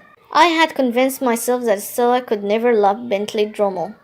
وأقنعت نفسي إن ستيلا مش ممكن أبدا تحب Bentley Drummle. I was sure that the only reason she was seeing him was to make me jealous. وكنت متأكد إن السبب الوحيد اللي بيخليها تقابله هو إنها تخليني أغير. If that was her plan, إذا كانت دي خطتها, then it certainly worked. فأكيد الخطة دي نجحت. That evening, في الليلة دي, as I lay in bed وأنا كنت نايم في السرير, I couldn't get the idea of the horrible Drummle being near my beloved Stella. ما كنتش قادر استوعب فكرة إن Drummle الفظيع ده كان قريب من my beloved Stella أو حبيبتي Stella. Chapter 15. I continued to live in London. بيب كمل كلامه بيحكي بيقول إنه استمر يعيش في لندن. The time passed. الوقت عدى. And I was soon celebrating my 23rd birthday. وكنت بحتفل بعيد ميلادي 23. Not long after my birthday, بعد ما خلص الاحتفال بفترة مش كبيرة, I woke up in the middle of the night. صحيت في نص الليل. Herbert was away and I heard noises in the house. Herbert ما كانش موجود وسمعت دوشة في البيت. I called out فندهت. Is somebody there? هل في حد هنا؟ Yes, a voice replied. الصوت رد عليا وقال Who are you looking for? I asked. أنا سألت أنت بتدور على مين؟ You Mr. Pip, the voice called. فالصوت قال أنا بدور عليك أنت يا مستر بيب. Suddenly a man stepped into my room. وفجأة راجل دخل عندي في الأوضة. He was dressed in a sailor outfit. الراجل ده كان لابس لبس بحار and had long gray hair. وكان شعره أبيض وطويل. What do you want? I asked. فسألته أنت عايز إيه؟ You were kind to me that day, long ago. I have never forgotten it, the man said. فالراجل قال له أنت كنت طيب معايا في اليوم ده long ago, من زمان، وأنا عمري ما نسيت موقفك الطيب ده معايا. Suddenly I recognized him. وفجأة اتعرفت على الراجل ده أو الشخص ده. He was the convict whom I helped in the graveyard. كان هو ده الكونفيكت أو المحكوم عليه أو المجرم اللي أنا ساعدته في الجريفيارد في المقبرة. I felt a little frightened. وحسيت بشوية خوف. بيب بيقول إن هو بقى إيه، حس بشوية خوف منه يعني من الراجل ده. If I helped you all that time ago I'm glad, I replied. فأنا رديت عليه وقلت له، بيب يعني بيقول إنه رد على الراجل وقال له إذا أنا كنت ساعدتك من زمان قوي كده فأنا مبسوط. But I must ask you to leave now. لكن أنا لازم أطلب منك إنك تمشي دلوقتي. The convict ignored me. فالراجل تجاهله أساسا. My name is Magwitch, he said. وقال له أنا اسمي Magwitch. They sent me away from England to the other side of the world. وهم نفوني من إنجلترا ل the other side of the world، الجانب التاني من العالم. I have made a fortune as a farmer. وعملت ثروة من الزراعة. I gave you the money. واديتك الفلوس. I wanted to say thank you for helping me. كنت عايز أقولك شكرا لأنك ساعدتني. I was shocked. بيقول إن هو كان مصدوم. So it was the convict who had helped me, had given me money, and had made me into a gentleman. بيب الصدم بقى وبيقول إنه لما اكتشف إن الراجل ده الكونفيكت ده المتهم ده هو اللي ساعده وهو اللي اداله فلوس وهو اللي عمل منه gentleman. All this time I had thought I owed my good fortune to Miss Havisham. وكل الوقت ده بيب كان فاكر إنه مدين لميس هافيشام بحظه السعيد ده. Magwitch told me that he shouldn't have come back to England. Magwitch قال لي إن هو ما كانش مفروض يرجع لإنجلترا. He was again running from the police. لأن البوليس برضو بيطردوا. If they found him, they would hang him. وإذا لقوه هيشنقوه.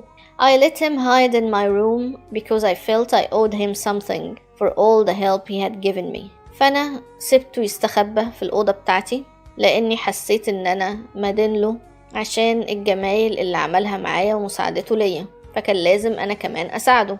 As I fell asleep that night, بيب بيكمل بيقول وأنا بنام في الليلة دي I felt as if my life was falling apart. يعني حسيت إن كل حياتي بتنهار.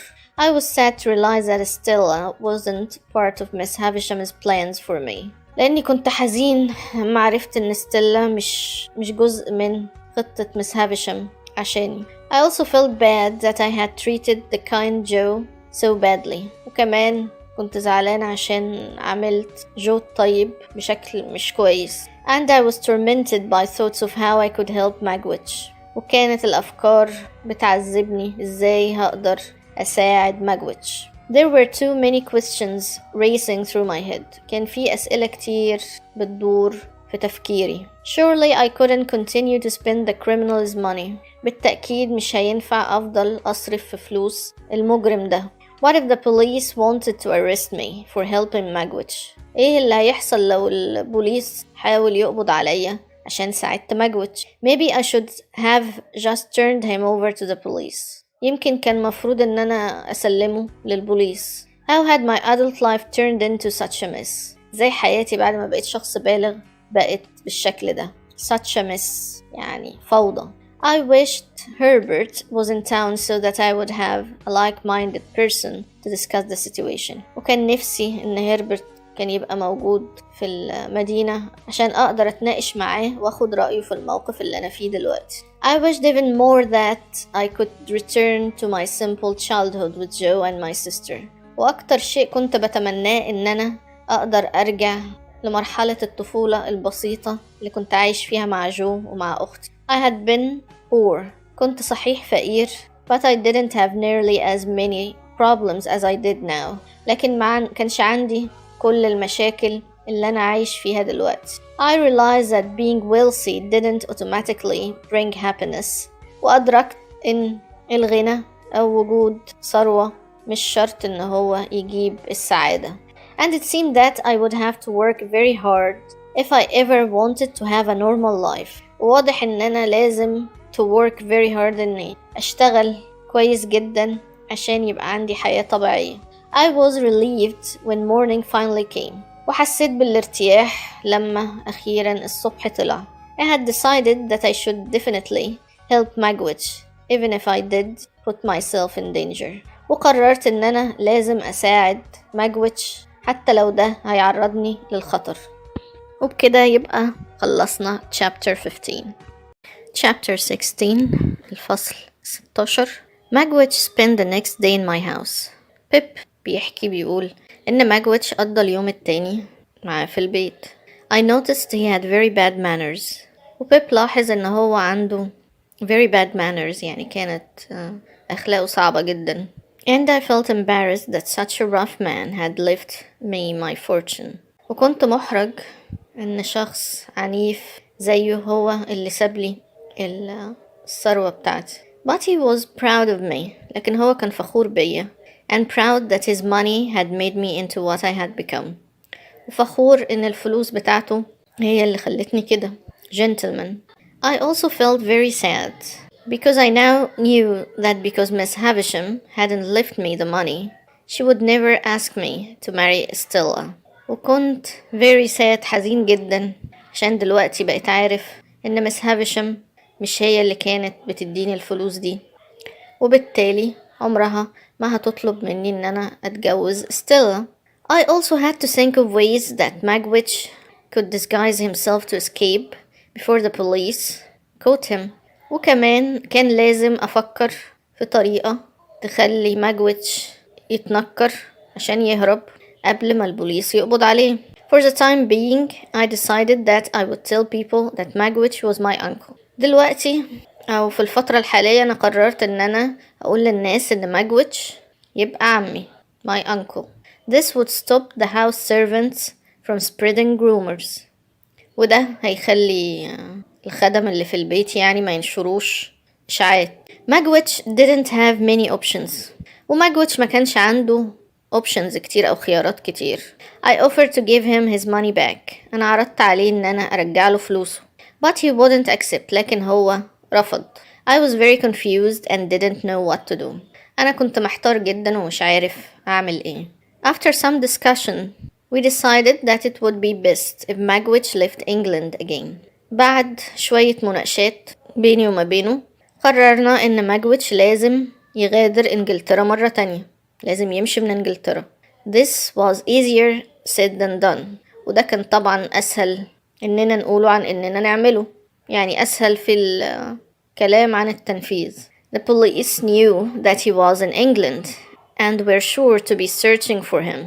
لأن البوليس كان عارف إن هو في إنجلترا وأكيد بيدور عليه. While I was occupied thinking about Magwitch's problems, وأنا مشغول بالتفكير في مشاكل ماجويتش, I realized that I had given no thought to Stella. اكتشفت إن أنا ما بفكرش في Stella.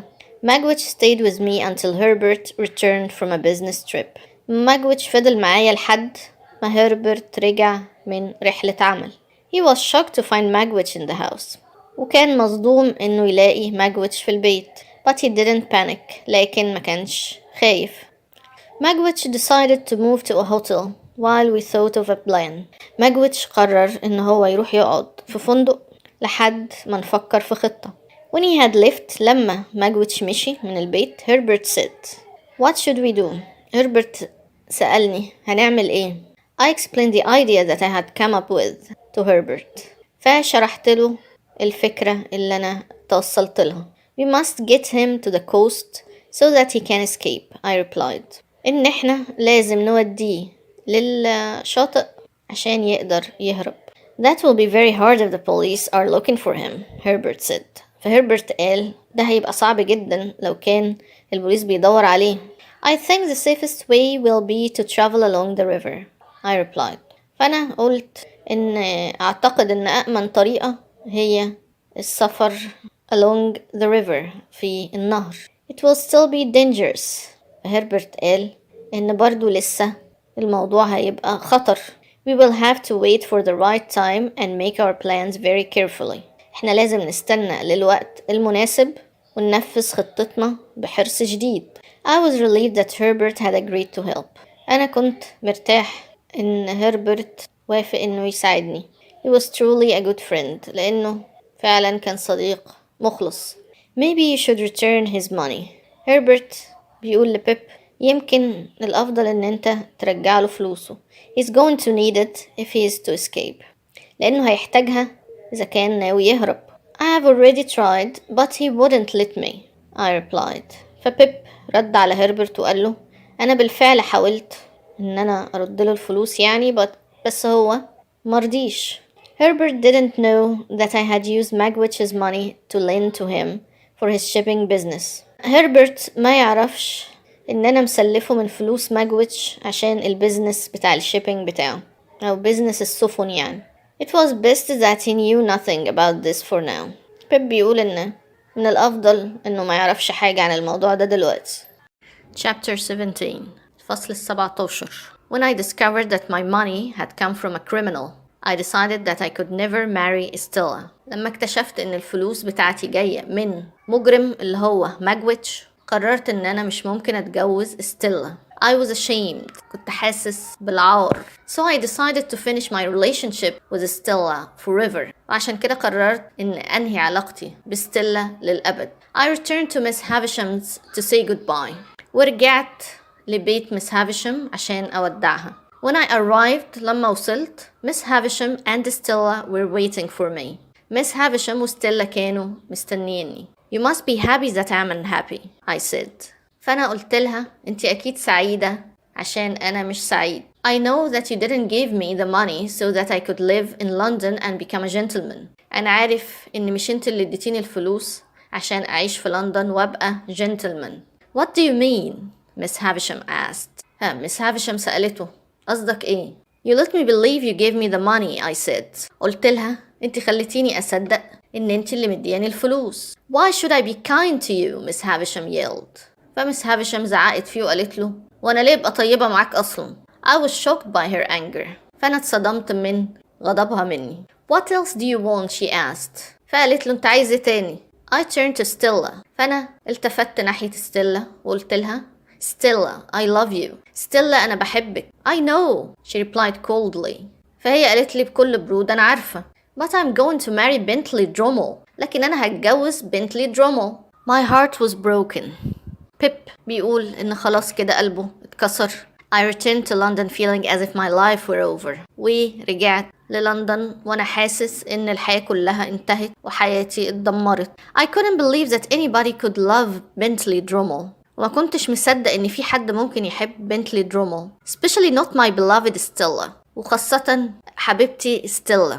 It seemed that Miss Havisham's cruel plan has worked. فكان واضح إن خطة Miss Havisham الشريرة كانت ماشية تمام. All I had left in the world were Herbert, Magwitch, and a criminal's fortune. وكان كل اللي بقيلي في الحياة هو كان صديقي هربرت والكريمنال اللي هو ماجويتش والثروة اللي هيسيبها لي الكريمنال ده. I was sure that Joe would have forgotten about me.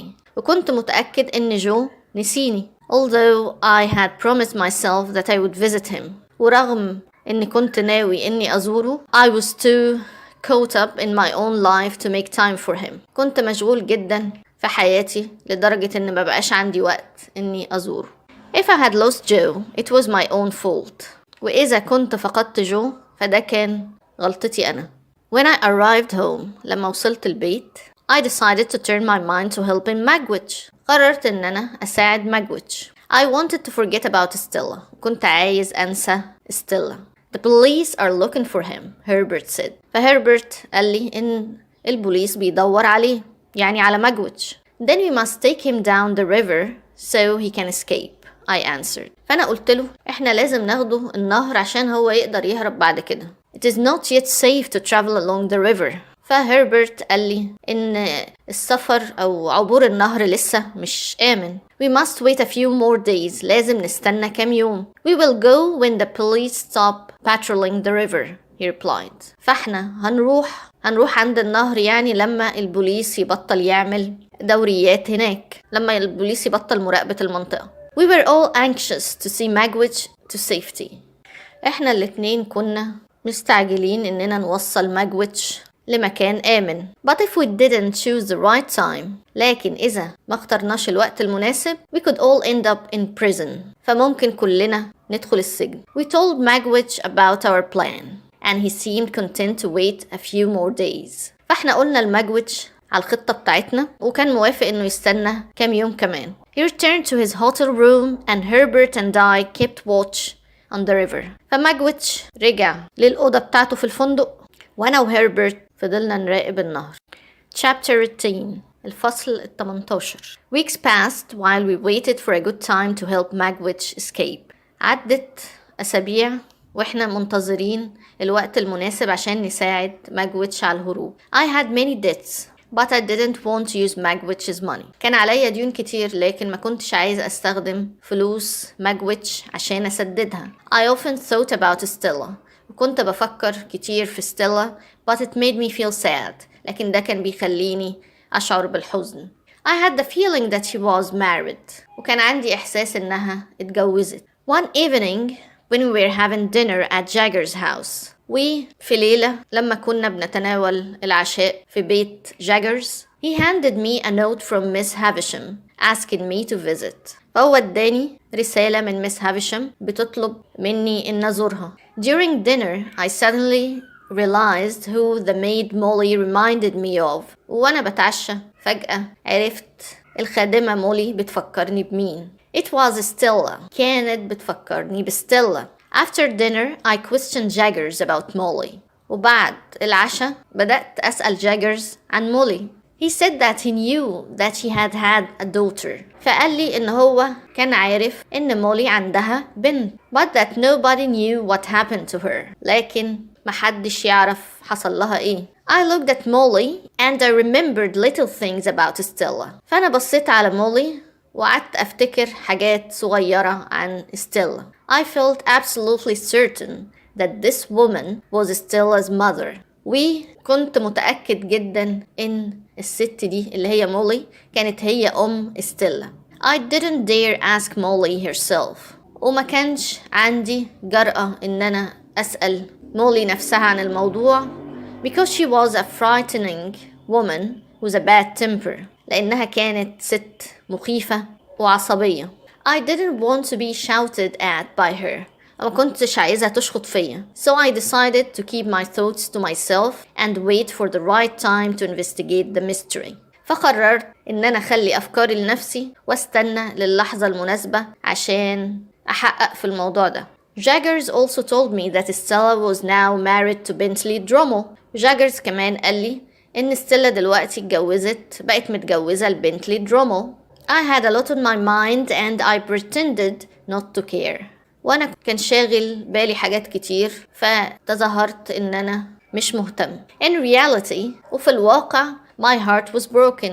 كان قلبي مكسور. I was still very much in love with Stella. وكنت لسه بحب ستيلا جدا. I couldn't believe how cruel she and Miss Havisham had been to me. ومش قادر أصدق قد إيه هي كانت قاسية معايا هي ومس هافشام. I felt so stupid. وحسيت إن أنا غبي جدا. I was amazed that I once thought Miss Havisham wanted to help me.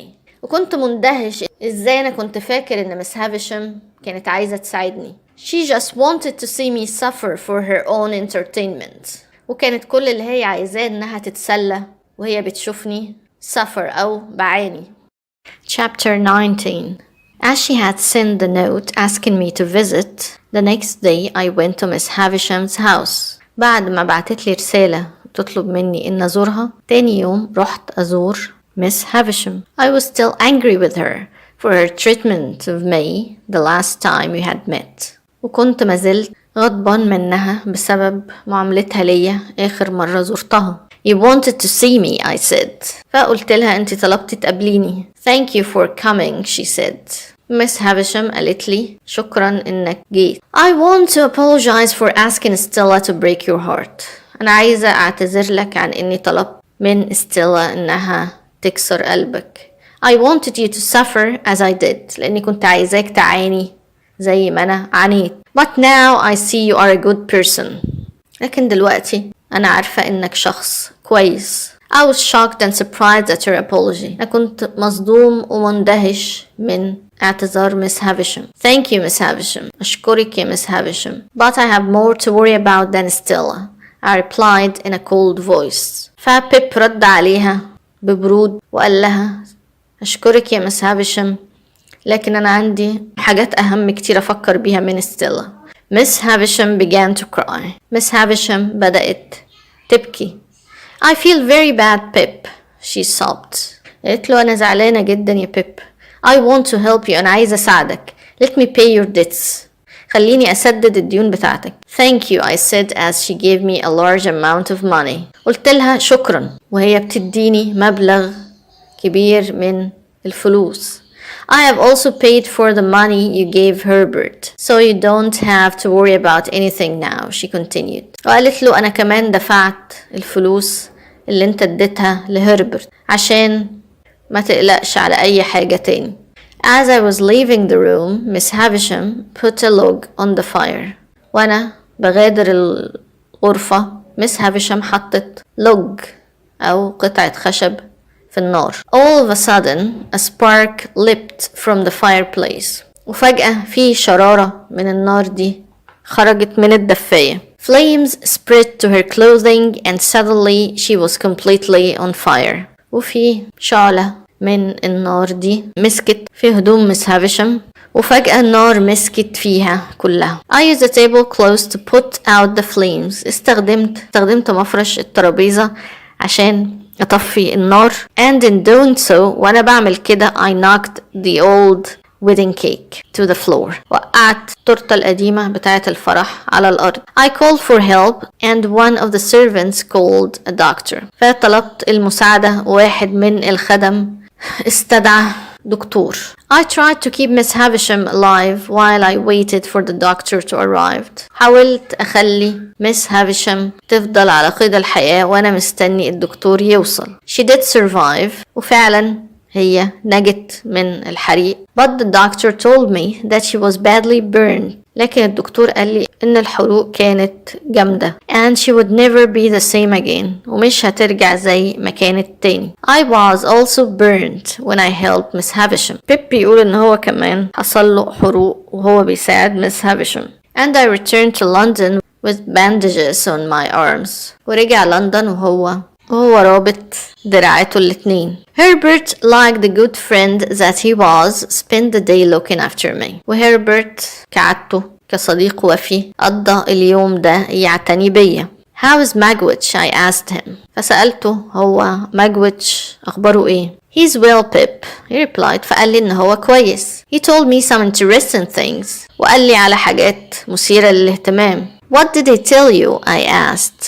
فبيب سأله هو قالك ايه؟ He told me that he used to be married to Molly. He answered. فهربرت قاله ان ماجويتش قاله ان هو كان متجوز من مولي. I was astounded. بيب بيقول انه كان مذهول. Could it be that Magwitch was Stella's father? هل ممكن يكون ماجويتش هو أبو ستيلا؟ I had to know the truth so I went to Jagger's office to ask him. كان لازم أعرف الحقيقة عشان كده رحت للمكتب بتاع جاجرز عشان أسأله. Jaggers admitted that Molly and Magwitch were Stella's parents. فجاجرز اعترف لي إن فعلا مولي وماجويتش هما فعلا يبقوا أبوها وأمها. I was shocked to learn that Stella came from a poor background like mine. فكنت مصدوم لما عرفت إن ستيلا جت من أسرة فقيرة زيي. For some reason I felt hopeful once again.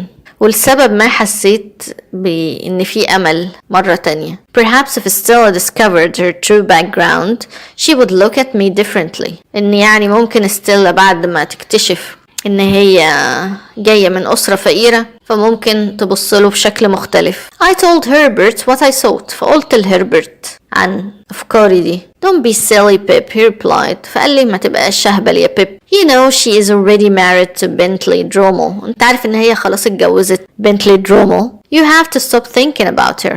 ومفروض تبطل تفكر فيها. I knew Herbert was right. كنت عارف ان كلام هربرت صح. Miss Havisham had apologized to me. Miss Havisham اتأسفت لي. But it wouldn't change anything. لكن ده ما كانش هيغير اي حاجة. I was still in love with Stella. لاني كنت ما زلت بحب ستيلا and I couldn't stop thinking about her. ما كنتش قادر أبطل تفكير فيها. But we had no future together. لكن ما كانش لينا مستقبل سوا. I wondered if Magwitch knew he was her father. وقعدت أتساءل إذا كان ماجويتش يعرف إنه أبوها. What had happened between him and Molly. وإيه اللي حصل بينه وبين مراته مولي. Chapter 20. الفصل 20. The next day I received a letter in the post. في اليوم التالي وصلني جواب في البريد. It said that I must return to the marshes. والجواب ده كان مكتوب فيه إن أنا لازم أرجع للمارشز near my village اللي جنب القرية بتاعتي to meet somebody who had some information for me. عشان أقابل شخص عنده بعض المعلومات اللي عايز يقولها لي. I went alone. فرحت لوحدي. I stayed in an inn near Joe's workshop. وقعدت في فندق صغير جنب الورشة بتاعة جو. I felt ashamed that I had lost contact with Joe. وكنت حاسس بالخجل من إن أنا ما بقتش أتواصل مع جو. I now realized that this simple man was full of goodness. ودلوقتي أدركت إن الراجل البسيط ده اللي هو جو كان طيب جدا وفيه صفات طيبة كتير. I had treated him so badly. وأنا كنت بعامله بطريقة سيئة. What could I do to make it up to him? وقعدت أفكر إيه اللي ممكن أعمله عشان أعوضه عن معاملتي دي. I arrived in the village and went straight to the marshes. فلما وصلت للقرية رحت على طول للمارشز. As I walked وأنا ماشي I remembered that long ago morning when I had taken the tools and food to Magwitch. افتكرت اليوم اللي حصل فيه مقابلتي مع ماجويتش وخدت له الأدوات والأكل في اليوم ده الصبح.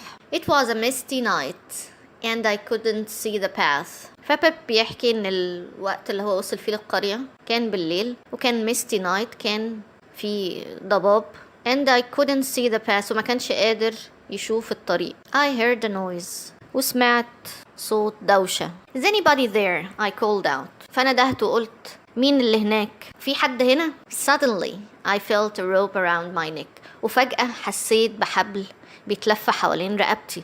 Now I have you, a voice said. فحد رد عليه وقال له دلوقتي أنا قدرت أمسكك. Who is it? Help! Help! I yelled. فبيب سأل مين اللي بيتكلم وقعد ينده على حد يساعده. I realized Orlick had tricked me into coming and now he had tied me up. فاكتشفت ان أورليك هو اللي خدعني وبعت لي الرسالة وخلاني اجي القرية ودلوقتي هو رابطني بالحبل. I tagged your sister and now I'm going to kill you, he said. فأورليك قال للبيب أنا اللي هاجمت أختك ودلوقتي هقتلك. He started to walk toward me with a big knife. وبدأ يقرب مني وهو ماسك في ايده سكينة كبيرة. I screamed for help. فأنا صرخت وطلبت المساعدة. Suddenly وفجأة as if someone was watching over me. وكأن كان في حد بيراقبني أو بياخد باله مني. Herbert and a group of men stepped out of the mist. صديقي هربرت ومجموعة من الأشخاص فجأة ظهروا من الضباب. Orlick was scared and he ran off into the night. فأورليك طبعا خاف وجري واختفى في ظلام الليل. I found your letter, Herbert said. فهربرت قال لبيب إن هو لقى الجواب. I thought you might need some help. وإنه لما قراه حس إن بيب هيبقى محتاج لمساعدته. I was shocked and confused. أنا كنت مصدوم ومحتار. But I didn't have long to recover. لكن ما كانش فيه وقت كافي إن أنا أستعيد حواسي بسبب الصدمة اللي حصلت. We had to get back to London and help Magwitch escape. لأننا كان لازم نرجع لندن عشان نساعد ماجويتش إنه يهرب. Chapter 21. الفصل 21. Herbert and I decided to take Magwitch along the river. أنا وهربرت قررنا إن احنا ناخد ماجويتش عبر النهر in a rowboat to a ship on the coast. في مركب ونوصله للسفينة اللي واقفة على الشاطئ. It was a beautiful day. كان يوم جميل. We had almost reached the coast when we were stopped by a police ship. كنا قربنا نوصل للشاطئ لما مركب الشرطة وقفتنا. Police arrested Magwitch. فالبوليس قبض على Magwitch. Fine man that he was, he said that he had forced Herbert and me to help him. So we're free to go. وماجويتش كان راجل طيب، فقال للبوليس ان هو اللي اجبرني انا وهربرت ان احنا نساعده، وبكده ما كانش علينا مسؤولية وقدرنا نمشي. Magwitch was taken to the police station in London and Herbert and I returned home. Magwitch البوليس خدوه لاسم الشرطة في لندن، وانا وهربرت رجعنا البيت. All the money that Miss Havisham had given me was soon gone, so I was poor again. وكل الفلوس اللي اديتها لي Miss Havisham كانت خلصت ورجعت فقير تاني. Herbert offered me a job working for his company in Egypt. وهربرت عرض عليا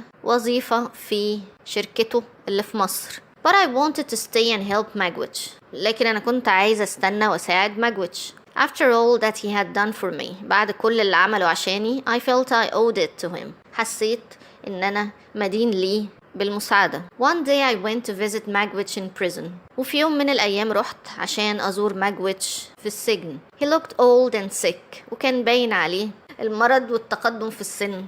And I knew he was dying. وكنت عارف إن هو هيموت. I felt sad because I had come to love him as a father. وشعرت بالحزن لأن أنا كنت بحبه كوالد ليا. Over the weeks he got sicker and sicker. وفي الأسابيع التالية كان بيمرض أكتر وأكتر. The last time I saw him I told him. وفي آخر مرة شفته فيها قلت له Magwitch, I must tell you, your daughter Stella is still alive. أنا لازم أقول لك يا ماجويتش إن بنتك ستيلا لسه عايشة. She's a rich and beautiful woman. وهي بقت امرأة جميلة وغنية. And I love her very much. وأنا بحبها جدا. He was weak and tired. ماجويتش كان ضعيف وكان تعبان. But he managed to smile at me. لكن قدر يبتسم لي. As he died, لما ماجويتش مات بيب بيقول I felt only love for him. إنه ما كانش حاسس تجاهه غير بالحب. The police kept his fortune when he died. البوليس احتفظ بثروة ماجويتش بعد ما ماجويتش مات. So I received nothing. وعشان كده بيب ما خدش حاجة من الثروة دي. Chapter 22. الفصل 22. Now that Magwitch was dead. ودلوقتي بعد ما ماجويتش مات I had no money. ما كانش معايا أي فلوس. I became very sick and spent many days in a deep sleep. وكنت عيان جدا وقضيت كذا يوم في نوم عميق. When I awoke ولما صحيت I found Joe standing over my bed. لقيت جو واقف جنب السرير بتاعي. I thought I was dreaming. وكنت فاكر إني بحلم. But it was really him. لكن كان فعلا هو جو اللي واقف. Are we still friends? I asked him. فسألته هل إحنا لسه أصدقاء؟ Don't be silly, Pip. We were always the best of friends. Joe replied. فجو رد عليه وقال له ما تبقاش أهبل يا بيب، إحنا دايما كنا أفضل أصدقاء. But I have treated you so badly, I said. فقلت له لكن أنا كنت بعاملك وحش. It's best not to think about that, Pip. It's in the past. Joe said. فجو قال له ما فيش داعي تفكر في الكلام ده يا بيب، لأن ده كان في الماضي، فبلاش نتكلم في الماضي. Why don't you come home? ايه رأيك ترجع معايا القرية؟ Before we went home, Joe told me that Miss Havisham had died and had left her money to Stella. قبل ما نرجع القرية جو قال لي إن مس هافيشام ماتت وسابت فلوسها لستيلا. جو paid my debts even though he was a poor man. جو دفع الديون بتاعتي رغم إنه راجل فقير. I was amazed that Joe had come to my rescue. كنت مندهش إن جو جه عشان ينقذني. Once again he proved what a wonderful person he was. ومرة تانية بيثبت قد إيه هو إنسان طيب. I felt terrible to think that I had ever been ashamed or embarrassed by him. وكنت متضايق جدا إن في يوم من الأيام كنت حاسس بالخجل والإحراج منه. I knew he had been proud of me the entire time I was in London, even though I never visited and was quite snobbish when I did see him. وكنت عارف إن هو كان فخور بيا طول الفترة اللي أنا كنت فيها في لندن، رغم إني ما كنتش بزوره، وكنت لما بشوفه بعمله بتعالي. I was still feeling saddened by Magwitch's death. كنت لسه حزين بسبب وفاة Magwitch. I had come to love him and he had given me chances in life I had never expected to have. لأني كنت بحبه وهو أتاح لي فرص كتير في الحياة ما كنتش أحلم بيها. I would miss him وهفتقده كتير. As I traveled back to my village with Joe though, I felt different. وأنا راجع القرية مع جو حسيت بشعور مختلف. More hopeful and optimistic. حسيت بالأمل وبالتفاؤل. I felt as if nobody could hurt me. وحسيت إن مفيش حد يقدر يأذيني. I was happy to be going home. وكنت مبسوط إن أنا راجع القرية. Chapter 23. الفصل 23. I returned to Joe's house to recover. رجعت البيت جو عشان أتعافى. I was surprised and happy to find that Joe and Biddy were married. وكنت مندهش وسعيد في نفس الوقت لما اكتشفت إن جو وبيدي اتجوزوا. It made sense that these two fine people had made a new life together. وكان منطقي إن الشخصين الطيبين دول هيعملوا حياة جديدة سوا. When I was strong enough, لما خفيت, I decided to take a walk to Miss Havisham's. قررت إن أنا أروح لبيت Miss Havisham. I was shocked to find that the house had been knocked down and only the garden remained. وكنت مصدوم لما اكتشفت إن البيت اتهد وما تبقاش منه غير الجنينة. While I was there, I thought of Stella. وأنا هناك فكرت في ستيلا.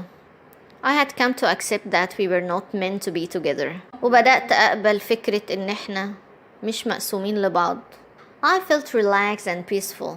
وحسيت بالراحة والهدوء النفسي. I had to do something with my life. And so I decided that I would take up Herbert's offer to work for his company in Egypt. وكنت لازم أعمل حاجة في حياتي، وعشان كده قررت إن أنا أقبل العرض بتاع هربرت واشتغل في شركته اللي في مصر. I left the next day. وغادرت القرية في اليوم التالي. This time I knew that I would stay in touch with Joe and Biddy. والمرة دي كنت عارف إن أنا هفضل على تواصل مع جو وبيدي. Even though Joe wasn't my real brother, ورغم إن جو ما كانش أخويا الحقيقي, we knew we were a family again and we loved each other. لكن إحنا عرفنا إن إحنا بقينا أسرة مرة تانية وإننا بنحب بعض. I had learned some good lessons in life. وتعلمت دروس مهمة في الحياة. And that I didn't have to be a rich gentleman to be happy. وإن مش محتاج أكون gentleman غني عشان أكون سعيد. As long as I had good friends and something meaningful to do, I could be satisfied. ومادام عندي أصدقاء كويسين وإني بقوم بحاجة ليها قيمة, فده بيخليني satisfied أو راضي عن حياتي. Herbert's company became very successful in Egypt. شركة هربرت بقت شركة ناجحة جدا في مصر and I enjoyed the work I did for him. وأنا استمتعت جدا بالعمل اللي أنا قمت بيه في الشركة دي. Although I was far away from England and everything in my past, ورغم إني كنت بعيد جدا عن إنجلترا وعن كل حاجة في الماضي, I sometimes dreamt of Stella. فكنت أحيانا بحلم بستيلا. I hoped she was happy. وكنت بتمنى إنها تكون سعيدة. But I no longer had feelings for her. لكن ما بقاش عندي أي مشاعر ناحيتها.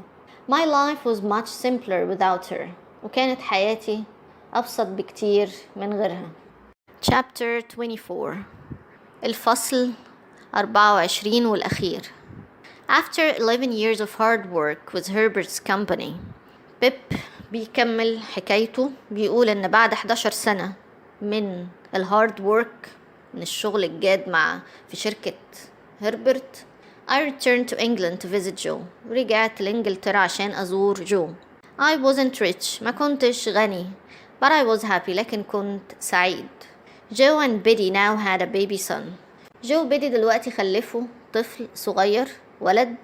We called him Pip after you. Biddy said to me. بيدي قالت لي إن هم سموه بيب على اسمي. We hope that he will be like you too. إن هم بيتمنوا إن هو كمان يطلع زيي. He looks like a lovely boy, I replied. فبيب قال للبيدي إن الولد شكله جميل. When will you marry and have children of your own? Biddy asked me. فبيدي سألته إمتى هتتجوز ويبقى عندك أطفال؟ I don't think I'll ever meet the right person, I sighed. فبيب قال لها وهو بيتنهد ما أعتقدش إن أنا عمري هقابل الإنسانة المناسبة ليا. I sometimes thought of Stella. أحيانا كنت بفكر في ستيلا. There had been news of her over the years. كان بتوصلني أخبار عنها في السنين اللي فاتت. Apparently her marriage hadn't been happy. وكان واضح إنها ما كانتش سعيدة في جوازها. Then I heard her husband had died in an accident a couple of years before. وكمان سمعت إن جوزها مات في حادثة من سنتين. But I didn't know if she had married again. لكن ما عنديش فكرة إذا كانت اتجوزت تاني ولا لأ. That afternoon I walked to the ruins of Miss Havisham's house. وفي اليوم ده بعد الظهر كنت ماشي في أطلال البيت بتاع مس هافيشام. The garden was overgrown. كانت الحديقة مليانة نباتات وغير معتنى بيها. And it was a misty afternoon. وكان الجو كله ضباب. Ahead I saw the figure of a woman. وقدامي شفت واحدة ست واقفة. After all these years, بعد كل السنين دي, I recognized her immediately. عرفتها على طول. It was Stella. كانت هي Stella. Stella, I cried. فندهت عليها. I'm surprised you recognized me, she smiled. فستيلا ابتسمت وقالت له أنا مندهشة جدا إن أنت عرفتني. It's true she was changed, but her charm and her beauty were still there. ستيلا كانت فعلا اتغيرت، لكن جمالها وجاذبيتها كانوا لسه موجودين. Do you come back here often? I asked her. بيب سأل ستيلا هل بتيجي هنا كتير؟ I have never been back here since the terrible day, she told me. فقالت له إنها عمرها ما رجعت هنا من ساعة اليوم المشؤوم. She seemed different now. She was kind to me. كان واضح إنها مختلفة دلوقتي وكانت لطيفة معايا. We walked through the garden, happy to be together. واتمشينا في الجنينة وإحنا سعداء إننا سوا. You have always held your place in my heart, I told her. فبيب قال لها إنك كان ليكي دايما مكانة في قلبي. She explained some of the terrible things that had happened to her since we last saw each other and asked if we were still friends. ووضحت لي بعض الحاجات الفظيعة اللي حصلت لها من ساعة آخر مرة اتقابلنا فيها، وسألتني إذا كنا مازلنا أصدقاء. We are friends. We will always be friends, I said. فقلت لها إن إحنا أصدقاء بالفعل وإن إحنا دايما هنفضل أصدقاء. And I took her hand. ومسكت إيديها. As we walked off into the misty afternoon, I was finally sure that we would never again be apart. وإحنا بنتمشى في اليوم ده بعد الظهر وفي الجو اللي كله ضباب اتأكدت أخيرا إننا عمرنا ما هنفترق مرة تانية. وبكده نكون انتهينا من قراءة وشرح قصة Great Expectations المقررة على الصف السادس الابتدائي منهج انجلش زون.